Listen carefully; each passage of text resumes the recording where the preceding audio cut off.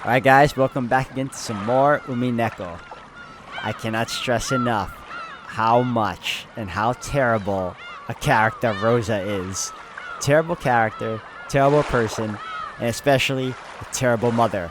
After seeing this episode, all I can say is she is not worthy or even sensible enough to be Maria's parent or mother at the moment. She is just unstable.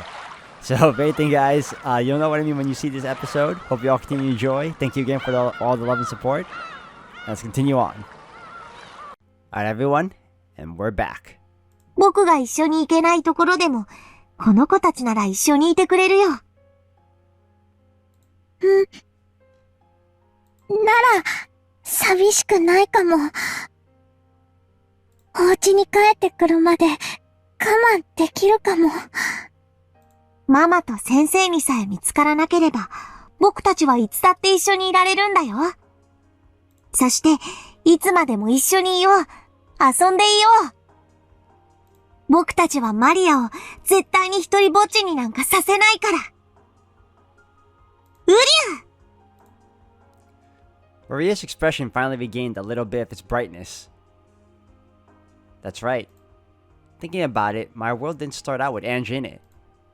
Even without Ange, everyone was together and it was fun.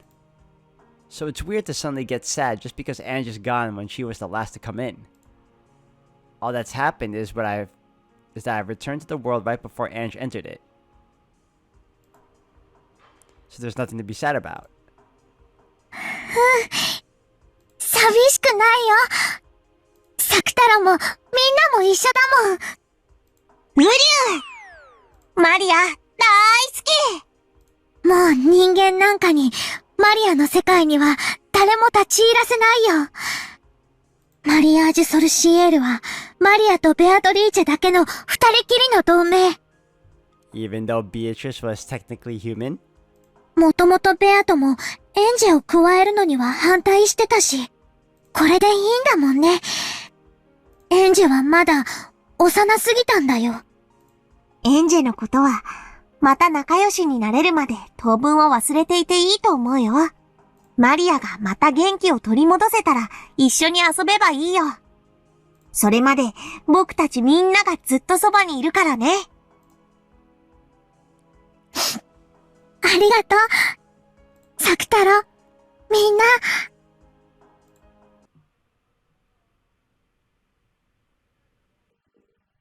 Then, I once again regained my former world. I regained the world where I wasn't lonely and where I was surrounded by many friends. As always, I didn't have any human friends at school, but my magic friends were always with me. Even during class, I could hear the rabbit band hiding in my pocket talking together and giggling, and they sounded like they were having a lot of fun. Just listening to that added a lot of color to those lonely school hours. I made sure that my other friends too were always with me, as long as Mama and the teacher wouldn't find out. When Mama told me to go play outside, I would secretly pack Sakutaro and Sakusuke and the rest into my bag and play together at the library or somewhere. And when Mama was late coming home and I went shopping for dinner, I always went with them. The men working at the convenience store were always nice to Sakutaro. Sometimes they even gave me 2 extra things for free, one for me and one for Sakutaro. Whenever Mama found out, I would get in trouble for bringing Sakutaro and the rest outside. Whenever the teacher found out, I would get in trouble for bringing toys to school. The toxin must be strong in Mama and the teacher. The things children will tell themselves, right? That's why Sakutaro and the others just look like normal stuffed animals to them. After all, the men at the convenience store say hello to Sakutaro. Not all humans are worthless. You know, I feel really bad for her because right now it's just some people are just humoring her.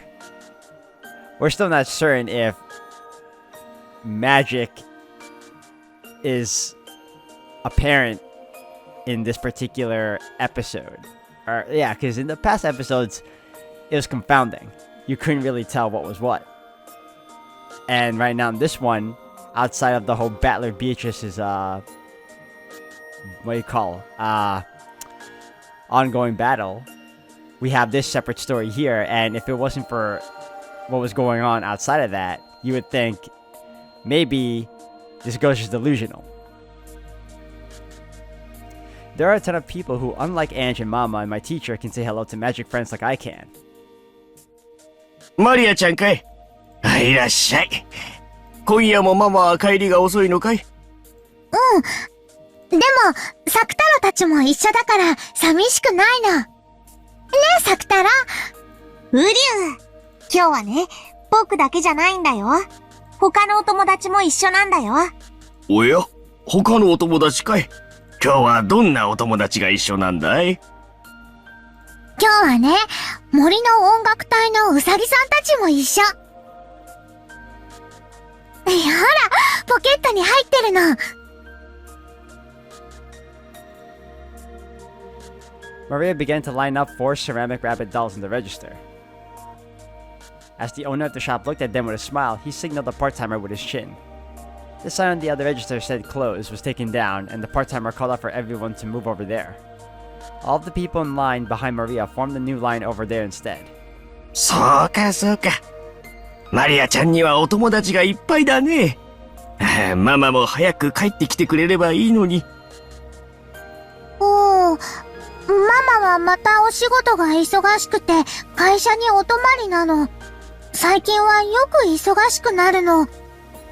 マリアと電話でお話しする時間も全然取れない。でも寂しくないよ。マリアにはサクタロたちがいるもん。ねえ。ウリュウ。ウサギの音楽隊のみんなも一緒だもん。ほら、キューキュー。ウサギの鳴き声ってキューキューだったっけ？はて、そういや聞いたことないな。After smiling at Sakutaro, who was poking his head out of her knapsack, she played around with the rabbit band on the register, making them frolic around. That's what I figured what was going on. Even as he gazed at his heartwarming sight, the shop manager had a slightly pitying look on his face. This was apparently a family without a father, and where the mother had to work hard and couldn't come home very often. On top of that, it looked like this girl didn't even have any friends. As he watched this girl play around happily with her dolls and claimed that she wasn't lonely despite everything, he couldn't help but feel a kind of compassion. And actually, this wasn't limited to him alone. Maria had become very famous in this shopping district. マリアちゃん、たまにはおでんも食べなさい。At least the people around her are nice though. The convenience store owners or workers. 卵とか練り物とか食べないと大きくなれないよ。クリームパンじゃダメ？ウリュウ。いろいろ食べないと大きくなれないよ。今日はおでんにしよう。じゃあおでんにする。そうしなさい。おじさんが多めに入れておくよ。からしいる？ウリュウ。辛いのは苦手。そうかそうか。じゃあ、こぼさないように持って帰りな。温かいうちが美味しいよ。ありがとう。She had planned on getting some sweet pastries for dinner like usual, but since Odin had been recommended to her, she would be having that tonight instead. Letting someone else determine the menu makes for an unexpected and interesting meal. Very often, Maria had to decide on her own what to have for dinner, so it was easy for the menu to get a little one-sided. So it felt fun to look forward to a meal she hadn't anticipated. ウリュウ。おじさん、おまけしてくれてありがとう。お家にいる他のお友達にもよろしくね。途中でつまみ食いしちゃダメだよ。まっすぐお家へ帰ってから食べる。おじさん、ありがとう。 Maria held the bag with the Odin container high for all to see.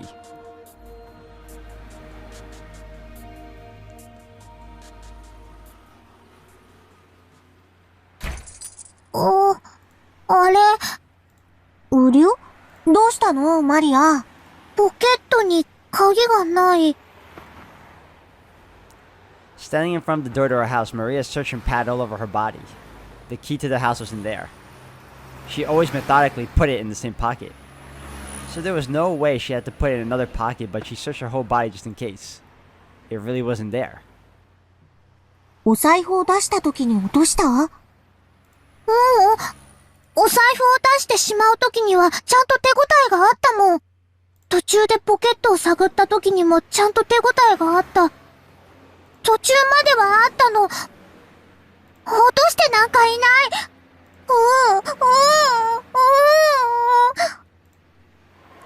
The late autumn wind had been made bearable by the thought of the heater that was waiting at home. But now that Maria had lost her key and had no idea what to do, she was really feeling it. But no matter how hard she searched, she couldn't find her key. She turned out all her pockets and even tried taking off her jacket and hitting it, but to no avail. Of course, she also turned the knapsack Sakutaro was in upside down, but no key came out.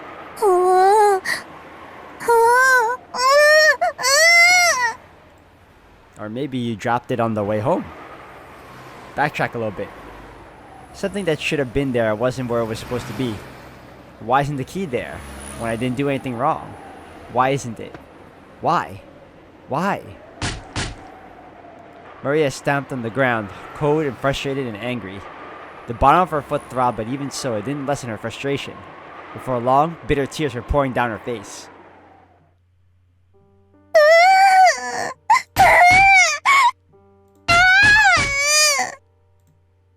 It wasn't her fault. So it was someone else's. But Maria didn't know who that someone was and could do nothing but continue to let out a moan of anger. ウリュウ、きっと途中で落としたんだよ。探そう。来た道を戻って探そう。せっかくおでん買ったのに、卵とかおまけしてもらったのに、あったかいうちに食べられない。マリア、悔しいけど探そう。誰も悪くないよ。探そう。Maria finally lent an ear to Sakutaro's words and began to plod back the way she came. The wind was colder than it had been, and felt like it was blowing in through the gaps in her jacket despite ウ her. リュウ、しっかり足元を見て探そう。そして、早くお家に帰って、暖房で温まりながらおでんを食べよう。きっと美味しいよ。ない。ない。As Sakutaro encouraged her, Maria searched for the key. But she made it all the way back to the convenience store where she'd bought the Odin. She hadn't found it. Just in case, she asked the man at the convenience store whether they had found the dropped key, but they hadn't found anything. One more time, she returned home, paying close attention to the area around her feet. But still, she didn't find it. She was no longer frustrated enough to stomp her feet, but hot tears dripped down her face. The Odin was stone cold. Even though the man at the shop had said to eat it while it was hot, she hadn't been able to. He had given her so much extra stuff for ウ free. リュウ、泣かないで。ママは今夜帰ってこないんだよ。頑張って探そう。なんで見つからないの？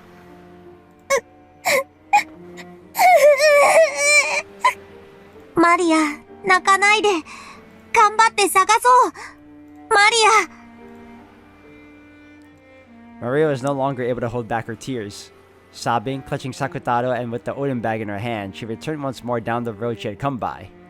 Perhaps because it was now later at night and more houses and stores had turned their lights off by now, it was even darker and harder to search than before. And once again, without finding the key, she returned to the convenience store. マリアちゃん、鍵まだ見つからないのかい？鍵、ない。お母さん、今日は泊まりだっけ？鍵ないとお家入れないの？入れない。そりゃ困ったね。交番には行ってみた。届いてるかもしれないよ。ママが、おまわりさんに話しかけられても、お話ししちゃダメって言った。そりゃまたどうして？ It was probably because Rosa felt guilty for making such a young girl as Maria watch over the house by herself, and because she knew that this was not socially acceptable. So she had indoctrinated Maria into changing the stores she bought things at so that she didn't catch the eyes of adults, and saying no more than a greeting to policemen even if they talked to her. Maria had obediently done as she was told. Instead of considering why she had to do that, honestly obeying because her mother had told her so far was more important to her. But the manager of the convenience store probably didn't think of it that way. Naturally, seeing such a young girl being forced to watch over the house alone, and so frequently, would cause anyone to worry. And then, after making the round trip between her home and the store once more and arriving at the convenience store for a third time, a policeman was there. あの子です。マリアちゃん、鍵見つかったかい？見つからない。お嬢ちゃん、お名前は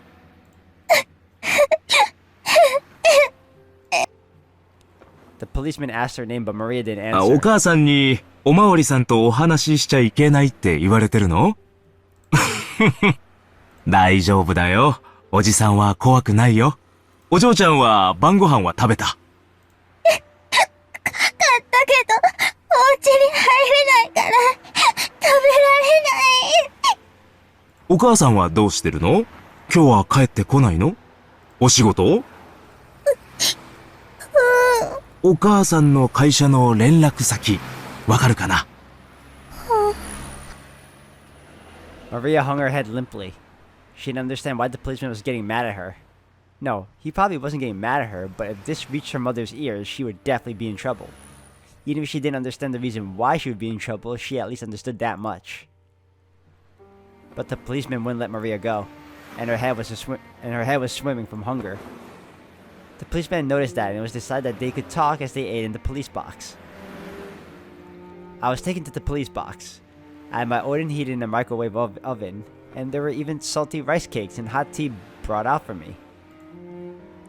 I've been told not to talk to policemen, but as I answered questions about Sakutaro, I started to feel like he wasn't a bad person, and I wouldn't be able to return home anyway, so I didn't know what to do, so I told him Mama's work phone number, which I wasn't supposed to tell anyone and was told to use only in a very, very serious situation. In the tatami room inside the police box, as I ate the Odin that was so hot it felt like it would burn me, I watched the policeman making the phone call and lazily thought, I'm probably gonna get in trouble. マリア、ママに怒られるかな。うりゅう。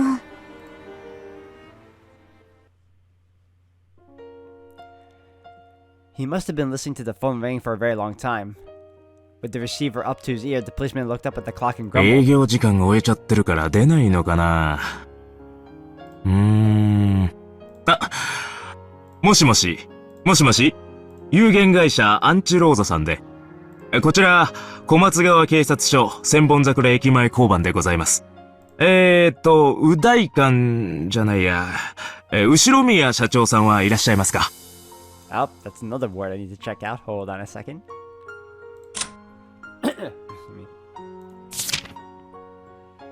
There we go. Udaikan is a misreading of the Ushinomiya kanji. The officer mistook the last kanji miya for kan. This would also have caused him to pick the wrong reading due to the existence of the word. Ah, okay. Interesting. はい。休暇中？はい。社長は昨日から3日間休暇になってます。どういったご用件で？いや。She's on vacation. Interesting. それで、どちらにおられるかわかりますかね？連絡先とか聞いてたりしませんかね？ちょっとお待ちいただいてよろしいですか？ねえ、誰か社長の旅行先聞いてる？連絡先。Is she with someone? 彼氏と札幌カニ食い放題って聞きました。I knew it. いいなぁ。寒いとこだと自然と二人の距離も縮まるのよね。連絡先は聞いてないよ。Oh, she's in trouble now. 了解。She left her daughter for... Wow. It's no wonder why Maria is the way she is now. もしもし、札幌に行ってるそうですけど、連絡先まではちょっとわかりません。ご伝言しますか？そうですか。参ったな。じゃあ、もし連絡がつきましたら、こちらから電話があったとお伝えできますか？はい。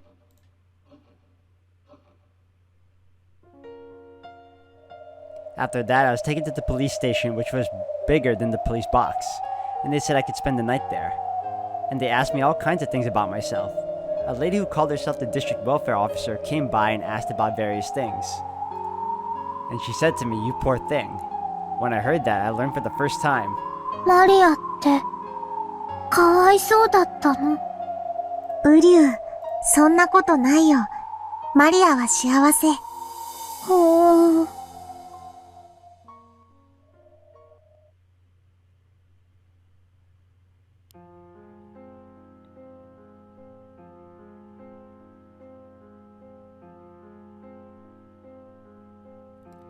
And Rosa came back. Maria was told to go to her room. But on her way back from the bathroom, she hid by the entrance to the living room and listened in on the exchange. The person who had come to visit was the female district welfare officer who had asked Maria various questions the other day. そういう押し付けは困ります。マリアは心が純粋すぎて繊細だから、無神経な子がいたら傷つけられてしまうんです。余計なおせっかいはやめてください。でもね、お母さん。そんなに繊細な子なら、なんで一人で家に放置しておくの？お母さんが一緒にいてあげるべきなんじゃないですか？なるべく一緒にいるようにしています。そんなこと、あなたに指図される覚えはありません。そうですか？この辺のご近所ではとても有名ですよ。お宅のお嬢さんが夜、頻繁に買い物や食事に来るって。みんな気にしてて、気を使ってくれてたんですよ。どうしてうちの子だとわかるんですか？子供なんて街中にいくらでもいるじゃないですか。勝手にうちのマリアだと決めつけないでください。夜に出歩く子供だってたまにはいるでしょう。それらが全てうちの子だという証拠でもあるんですか？ライオンのぬいぐるみを抱いた女の子がよく夕食を食べに来る、買いに来るって。商店街でもとても有名だったんですよ。みんなマリアちゃんのことを思って大切にしてくれてました。時には夜道は危ないからと自宅まで送ってくれる方もいたんですよ。ライオンのぬいぐるみなんてどこにでもあります。自宅まで送るなんて余計なお世話です。I bet you after this conversation she's gonna take Maria's lion, or Sakutaro.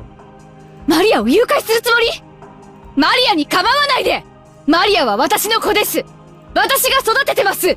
おかしな施設に入れるつもりもまるでありません。余計なおせっかいはやめて。ウリュウ、ライオンのぬいぐるみって僕のこと？大丈夫だよ。怒られるのはマリアだよ。サク太郎は関係ないよ。Maria hugged Sakutaro, continuing to watch her mother fearfully. 私もマリアと毎日一緒にいられたらと思います。でもシングルマザーですから働かなくちゃならない。私はこう見えても会社の社長ですから、社員の生活も背負っている。一年中仕事で忙しいんですよ。休む暇だってないんです。そう？でもこの3日間お休みだったんでしょ？休みなんかじゃありません。私はずっと会社で泊まりがけで仕事をしていました。他の頼りない社員では片付けられない案件が私には山積みなんです。どうしてそんな嘘つくの？あなたの会社の人が3日間お休みを取ってますって言ってるのよ。彼氏さんと北海道に行ってきたんでしょ？娘さんを3日間も置いて。彼氏なんて知りません。北海道なんて知りません。どうしてそんなデタラメ言うの？どうして If the people at work are telling the welfare officer that you went with someone, and it's your job and you're the president, you're in trouble. なんか証拠でもあるの？何よあんた、勝手に人の家のことに口を出さないでよ。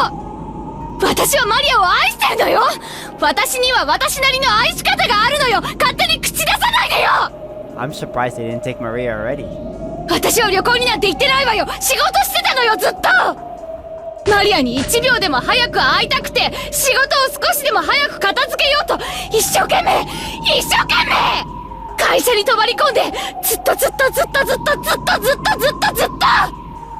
らない北海道なんて知らないわよ。勝手なこと言わないで。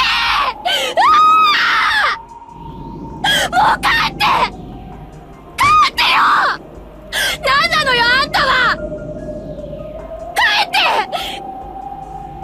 At this point, Rosa's really unstable. Now look at that.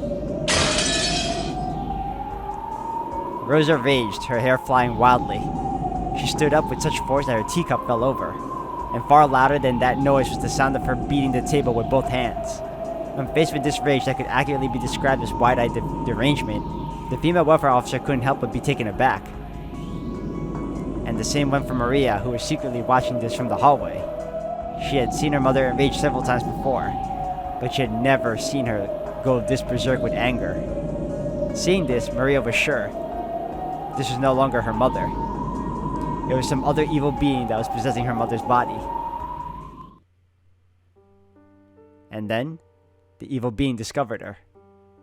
Maria learned that she was being reflected in the evil being's eyes. Her mind went blank and she felt as though her field of vision was racing off into the distance. After fiercely closing in on Maria, Rosa mercilessly bore down on her small shoulders and dropped her gaze into the stuffed animal Maria was holding, Sakutaro. Yup, see? You're gonna tear it in front of her, aren't you? マリア、あなた、あれだけお外にそれを持って行っちゃダメって言ったのに、持って行ったのね。ウリュウ、マリアは悪くないよ。Oh, that's probably gonna tick her off even more, seeing her daughter speak in Sakutaro's voice. 僕がついていくって言ったの。違うよ。マリアが寂しいから勝手にサクタロを連れてったの。だからママ、サクタロは悪くないの。ウリュウ、マリア。サクタロは悪くないよ。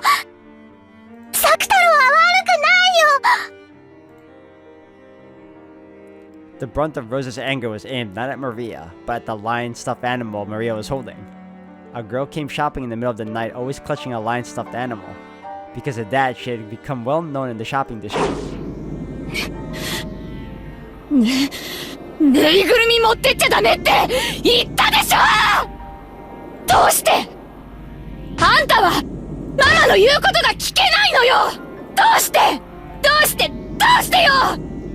ママの言いつけがちゃんと守れないのよ、あんたは。With every single word, she stamped her heel and banged furiously on the wall. Admittedly, she wasn't making direct contact with Maria. However, the violence of that harsh sound certainly beat against her. お母さん、おやめなさい。話してよ。話せって言ってんでしょ。The welfare officer had come back to her senses and put Rosa in full of Nelson. But the instant Rosa was touched, she went wild, fiercely throwing the welfare officer off. She hit the table and fell to the ground. A teacup on the table smashed on the floor, making a violent sound. マリアは悪くないよ。僕が悪いの。だからマリアを叱らないで。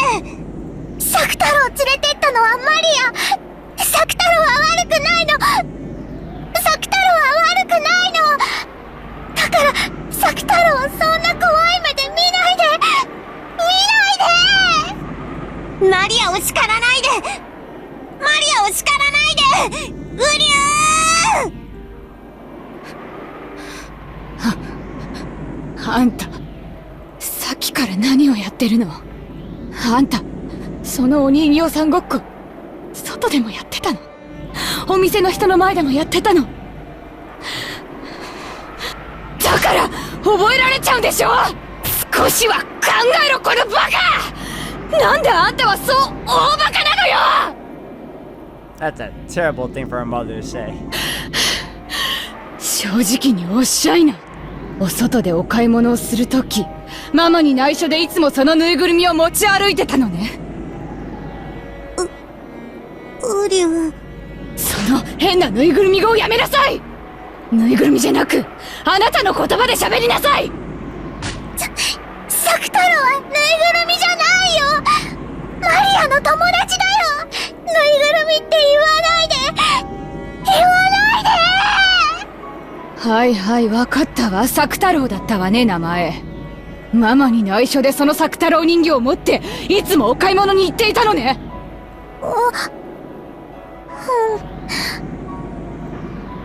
Maria admitted it honestly.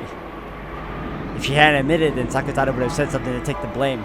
So by admitting it right away, she was protecting her small friend. 作太郎だけ Uh-oh. 他にはまさか学校にも何か変なの持って行ってるんじゃないでしょうね。お母さん、お嬢さんは悪くないでしょう。